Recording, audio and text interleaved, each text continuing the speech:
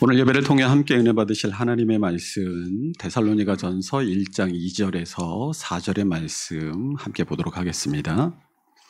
신약성경 329페이지 데살로니가전서 1장 2절에서 4절의 말씀을 우리 한 목소리로 함께 읽습니다.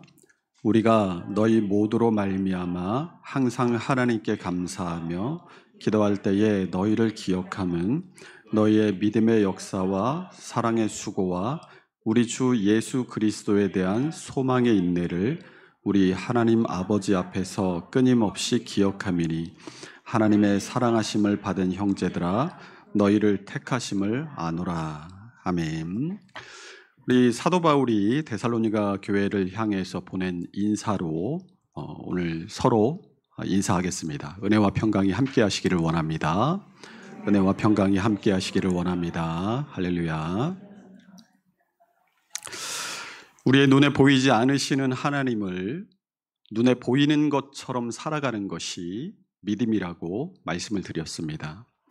그리고 우리가 그 믿음으로 살아갈 때 우리의 삶에 에르구, 역사가 일어나게 된다라고 했죠. 데살로니가 교회의 성도들이 믿음을 가졌을 때 그들의 삶에는 이러한 믿음에 따른 변화와 또 그 변화의 증거로서의 행함이 나타났습니다. 그러한 변화와 증거는 나 혼자만 알 정도로 사소하게 나타난 것이 아니라 마케도니아와 아가야 지방에 있는 모든 믿는 자들의 본이 될 정도로 소문이 났어요. 이 데살로니가 교회의 성도들처럼 우리도 한 주간의 삶 속에서 보이지 않으시는 하나님께서 오늘 나와 함께 하시듯 살다 오셨습니까? 그러면 여러분의 삶에는 어떤 믿음의 변화, 믿음의 역사, 투 에르구 테스 피스테오스가 일어나셨습니까? 여러분의 삶을 변화시킨 믿음의 소문이 찻잔 속의 폭풍이 아니라 우리 교회와 전주와 한국교회 가운데 모든 믿는 자들의 본으로 나타날 수 있으시기를 주님의 이름으로 축원합니다. 오늘 본문을 통해 함께 살펴보게 될 부분은 사랑의 수고입니다.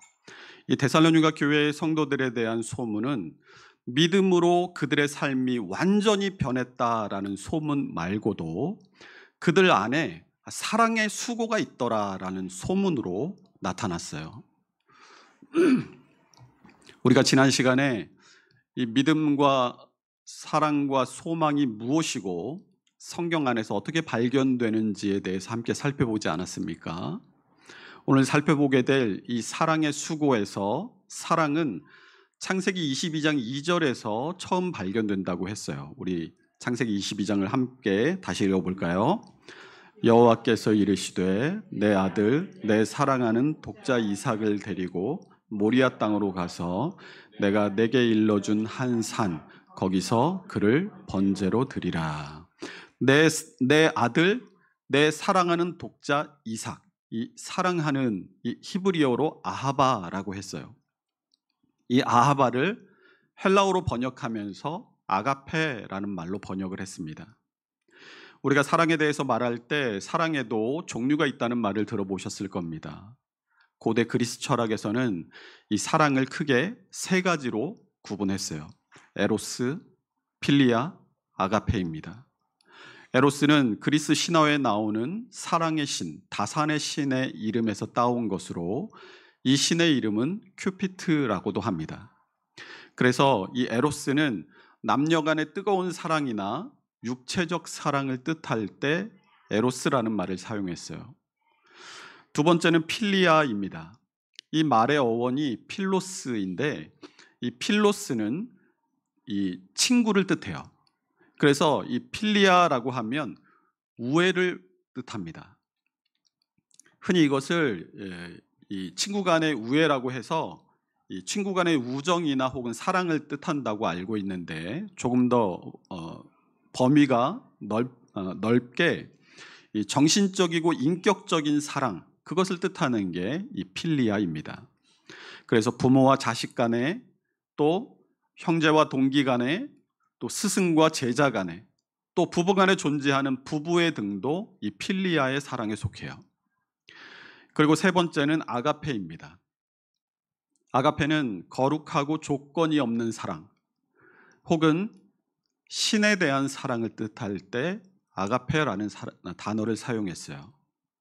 이 아가페는 고대 그리스어에서 사랑을 가리키는 여러 가지의 단어들 중에 하나로 사용되었는데, 플라톤이 자신의 이데아론을 설명하면서 이 이데아, 이상향에 대한 동경, 그 이상향에 대한 사랑을 아가페라는 단어로 표현을 했습니다.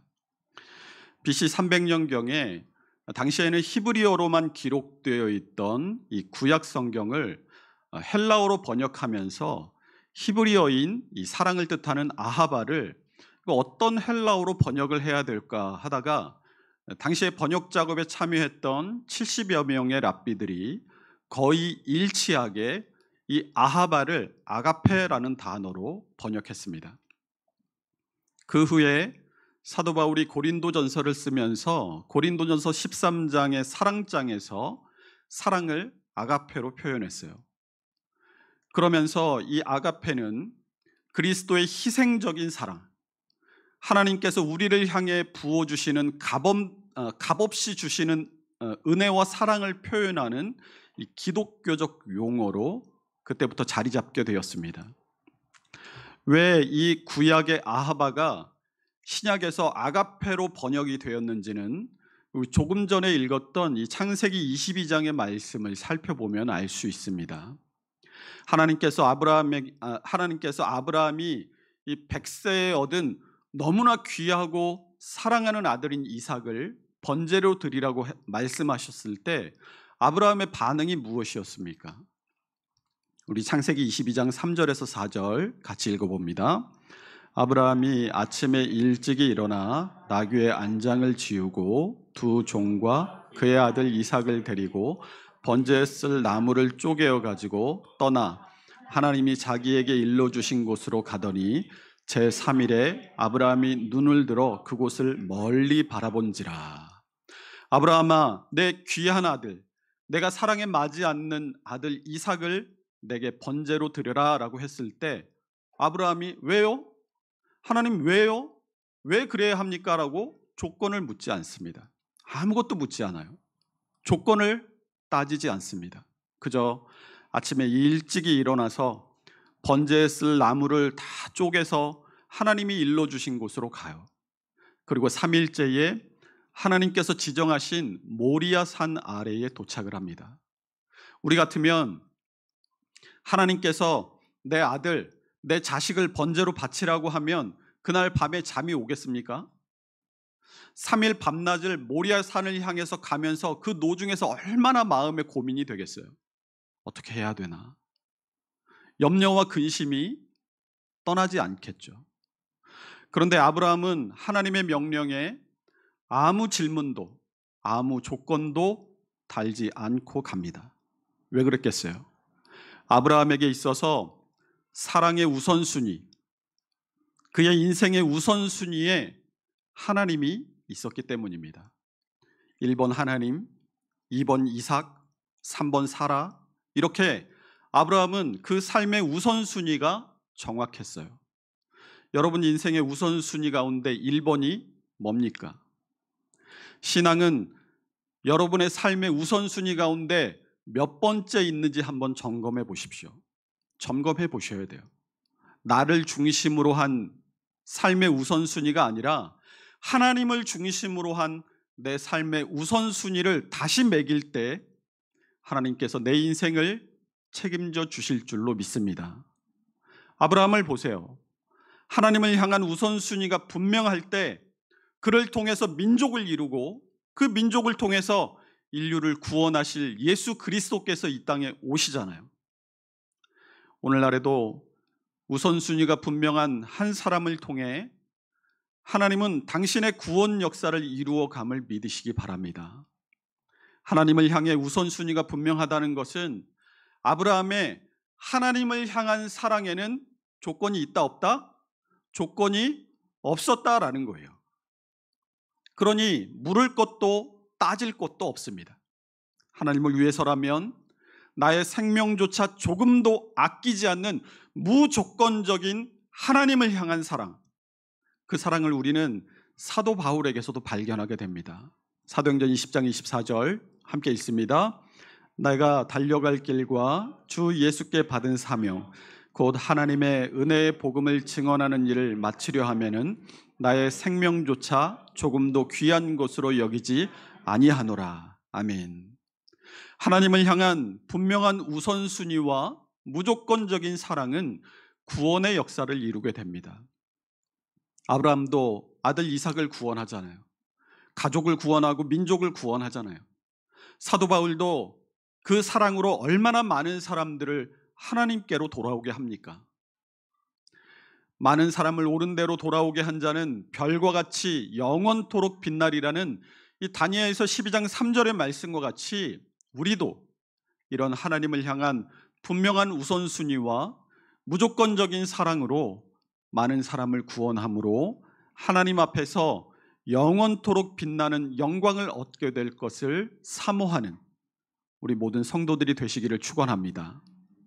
이렇게 이 무조건적인 사랑, 그 중에서 하나님을 향한 사랑을 아하바, 신약에서는 아가페라고 하는데 이 무조건적인 사랑에는 우리가 하나님을 사랑하는 것만 있는 게 아니죠.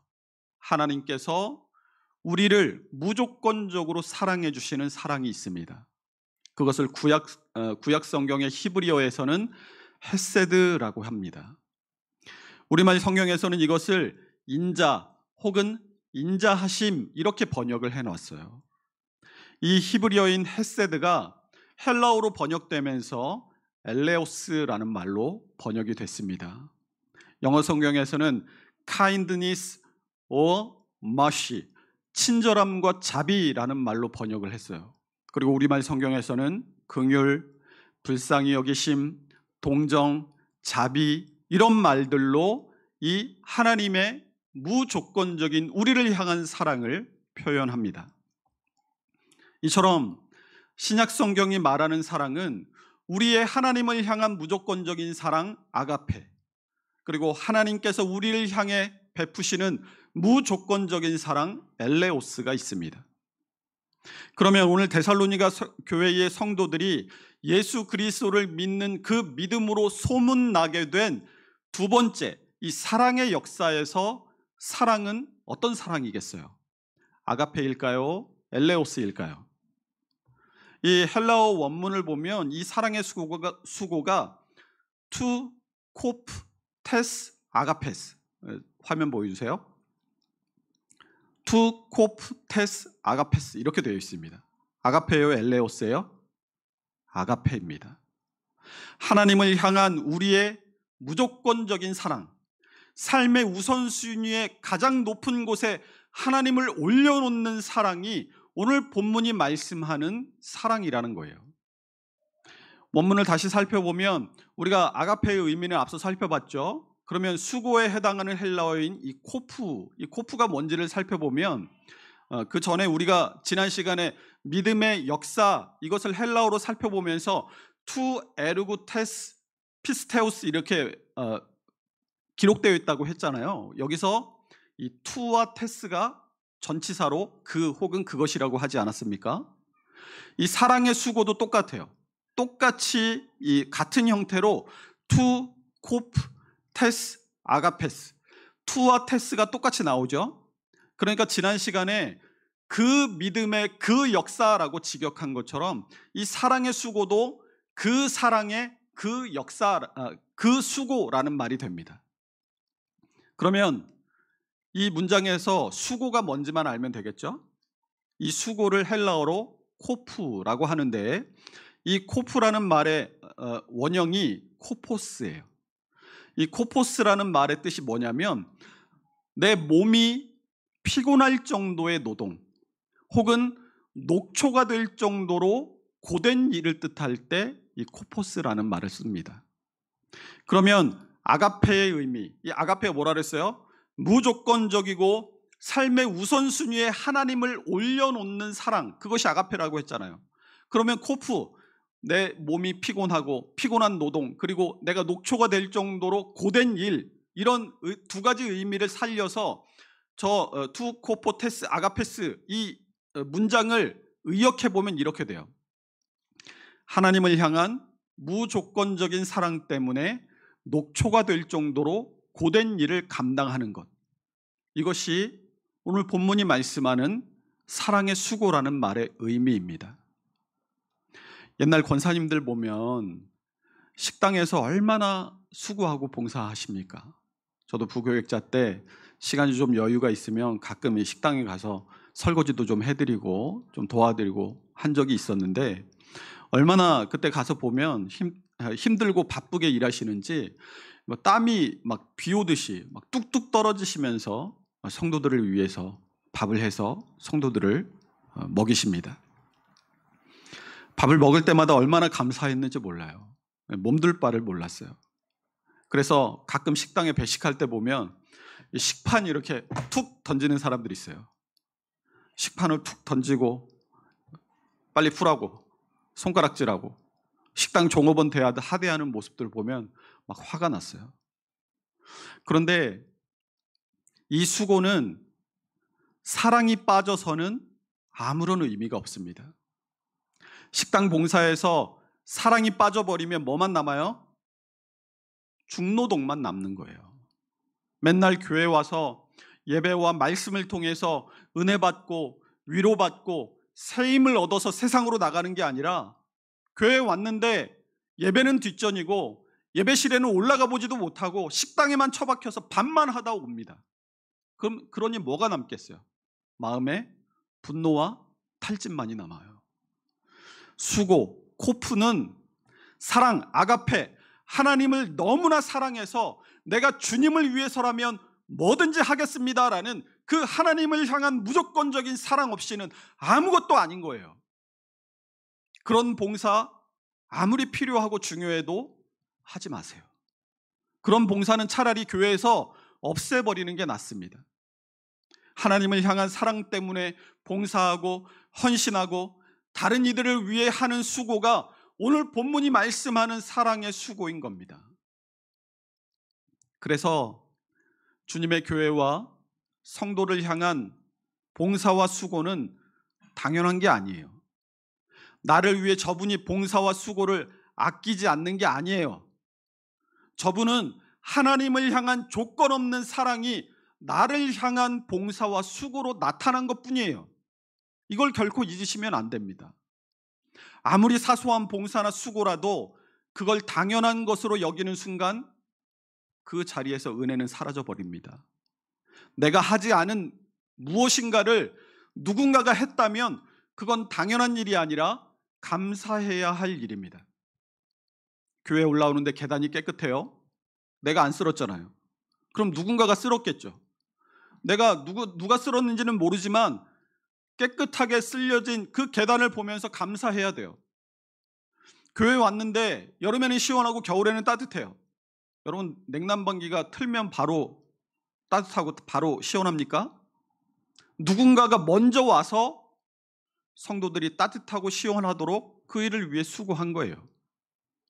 따뜻한 커피와 간식이 준비되어 있어요. 여러분, 그거 당연한 거 아니에요. 내가 수고하지 않았음에도 따뜻한 차를 마시고 맛있는 간식을 먹을 수 있게 준비한 것에 감사하시기 바랍니다. 이렇게 사소한 것 하나라도 감사의 눈을 가지고 감사의 제목을 찾으면 그 자리에 은혜가 넘치게 돼요. 데살로니가전서 1장 1절의 말씀을 나누면서 우리는 서로를 향해, 그리고 세상을 향해서 뭐가 되어야 된다고 그랬어요? 그리스도의 편지가 되어야 한다라고 했잖아요. 그 편지에는 뭐가 쓰여져 있어야 한다고요? 은혜와 평강이 쓰여져 있어야 된다고 했어요. 우리는 늘 은혜와 평강을 전하는 사람들이 되어야 할 줄로 믿습니다. 그래서 저는 제가 미처 준비하지 못하는 부분들을 수고하시고 챙기시는 분들을 보면 늘 감사해요. 교회를 깨끗하게 청소해 주시는 분들께도 감사하고, 식사를 준비하시는 분들께도 감사하고, 헌금을 정리하고 재정관리에 수고를 하시는 분들께도 감사하고, 피아노로 수고하시는 분들께도 감사하고, 강단에 제가 마실 물을 떠다 주시는 분들께도 감사합니다. 이렇게 다른 이들의 수고를 당연한 것으로 여기지 않고 감사할 때 우리 안에 은혜가 넘치게 될 줄을 믿고 더 주님의 나라와 주님의 몸된 교회와 사랑하는 형제 자매를 위해 수고할 줄 아는 우리 모두가 될 수 있으시기를 축원합니다. 그런데 이 사랑의 수고라는 것이 저절로 생겨나는 게 아니에요.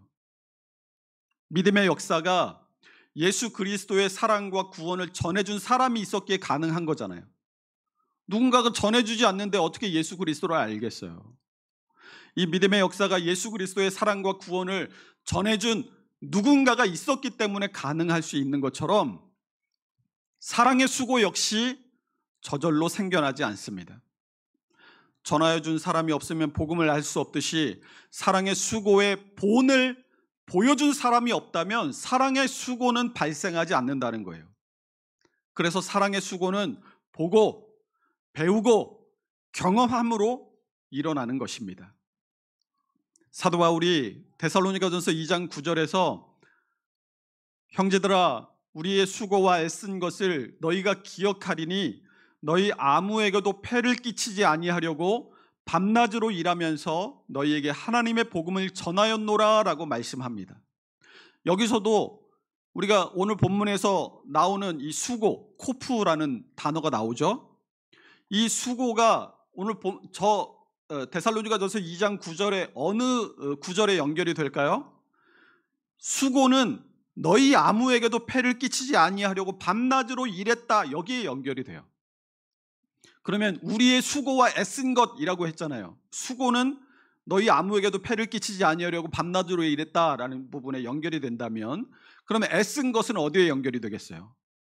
이 수고 뒤에 나오는 애쓴 것이라는 말이 헬라어로 목돈이라고 하는데 이 목돈의 원형이 목도스예요.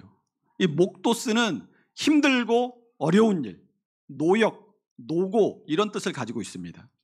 그러니까 이 애쓴 것, 목돈은 이 같은 구절 아래에 있는 너희에게 하나님의 복음을 전하였노라 여기에 연결이 됩니다. 그러니까 사도 바울의 일행들이 데살로니가에 와서 데살로니가의 사람들에게 복음을 전하는 동안에 아무에게도 폐를 끼치지 않으려고 밤낮으로 일하면서 복음을 전했다는 거예요. 그 모습을 누가 봤어요? 누가 봤어요?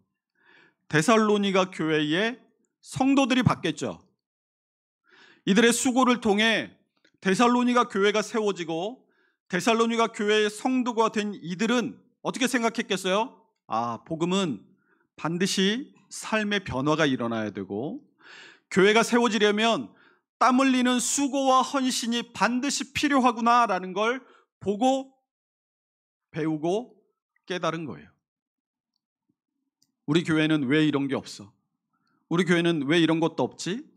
왜 없냐라는 그 의문을 갖는다는 건 무슨 뜻이겠어요? 당신 본인이 어디선가 보고 배웠단 말이에요. 어느 교회 갔더니 이런 거 하더라. 어떤 교회는 이런다더라. 보고 듣고 배운 거잖아요. 우리 교회는 왜 이런 게 없어? 그러면 왜 우리 교회는 이런 게 없어 하는 그 일은 누가 해야 될 일이에요? 왜 없냐고 묻는 사람, 그 사람의 일이에요. 누군가를 통해서 보고 배우고 깨달은 그 사랑의 수고를 내가 누군가에게 보여주고 가르쳐주고 깨닫도록 연결고리의 역할을 해야 되는 것이 먼저 보고 배우고 깨달은 사람의 역할이라는 겁니다. 다른 사람의 수고와 헌신을 내가 누리는 것이 감사하다면 그 사람이 어떻게 수고하고 그 사람이 어떻게 헌신하는지를 잘 보세요. 그리고 나도 그 사람처럼 똑같이 하십시오. 그러면 그 사랑의 수고를 통해 우리 교회가 데살로니가 교회와 같이 각처에 소문이 나는 교회, 믿음의 본이 되는 교회가 될 줄로 믿습니다. 우리 모두가 데살로니가 교회의 아름다운 소문과 믿음의 본을 우리 교회에 오늘 되살려서 믿음의 역사와 사랑의 수고로 우리 교회를 아름다운 교회, 주님의 은혜와 평강이 넘치는 교회로 만들어 가기로 다짐할 수 있는 복된 믿음의 사람들이 될 수 있으시기를 주님의 이름으로 축원합니다. 기도하겠습니다.